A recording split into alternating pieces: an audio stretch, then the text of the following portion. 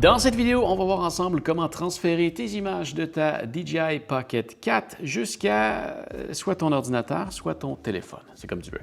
On va commencer avec l'ordinateur. La première étape à faire, ça va être de allumer ta caméra. Et bon, tu n'en as pas besoin, mais je trouve que ça va mieux. Tu peux connecter le fil directement ici ou tu peux l'asseoir sur ce petit appareil-là qui vient avec le trépied. Comme ça, ta caméra tient debout et tu peux venir brancher ton fil juste ici. Donc, je branche mon fil ici et l'autre extrémité dans mon ordinateur pendant qu'elle est ouverte. Et je devrais voir apparaître sur mon bureau. Ça fonctionne sur un Windows aussi. Là, on est sur un Mac, mais c'est juste quelque peu différent. Et là, j'ai oublié de te montrer un truc. Ça s'est fait automatiquement parce que c'est ce que j'avais sélectionné la dernière fois.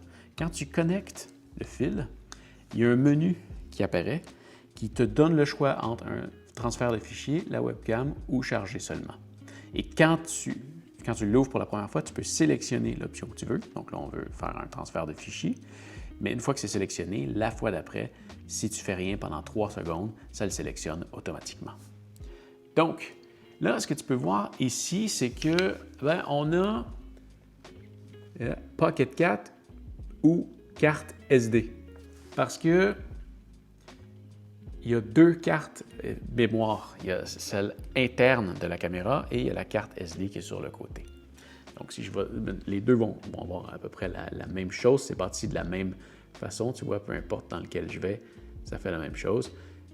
Mais toutes mes données sont ici. Donc, tu vas aller dans DCIM, DJI 1, et là, tu vas retrouver tous les fichiers. Tu as un fichier LRF. En fait, tu as deux fichiers LRF qui, pour vrai, servent absolument à rien. Il y a sûrement quelque chose à faire avec ça. Je ne m'en suis jamais servi.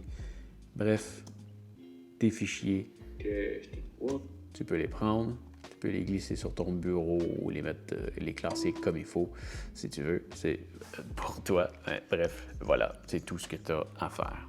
Toujours recommandé d'extraire la carte avant de déconnecter. Voilà.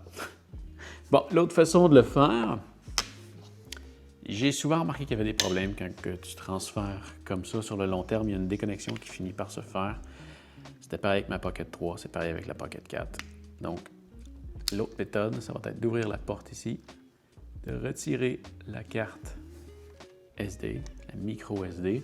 Tu peux mettre ça dans un lecteur de carte ou directement dans ton ordinateur, si ton ordinateur a ce type d'entrée. Branche ça ici et techniquement, on devrait voir la carte apparaître. Voilà, elle est ici. Donc, on va retrouver exactement les mêmes choses. Voilà, on vient dans DCIM, DJI 1. On peut prendre un fichier et le transférer sur le bureau. Et voilà. Il y a une préparation qui est interminable. Je crois que c'est quelque chose que j'ai à régler avec mon MacBook Neo. Je vais juste transférer un fichier de 14 MB. Ça devrait prendre une demi-seconde. Voilà. Ça a dû prendre 30 secondes. C'était ridicule, mais bon. Ça, c'est pas un problème de DJI. Donc, on va aller voir comment est-ce qu'on fait ça avec un téléphone. Donc, on va reprendre la petite carte SD qui est ici. On va remettre ça dans la caméra.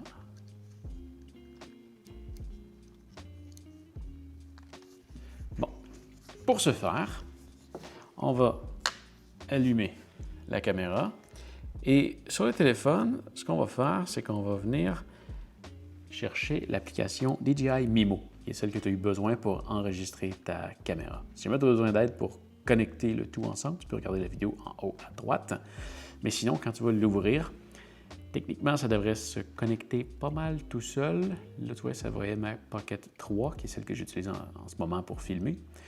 Et automatiquement, j'ai rien fait là. C'est en train de se connecter sur la Pocket 4. Je vais dire « Join ».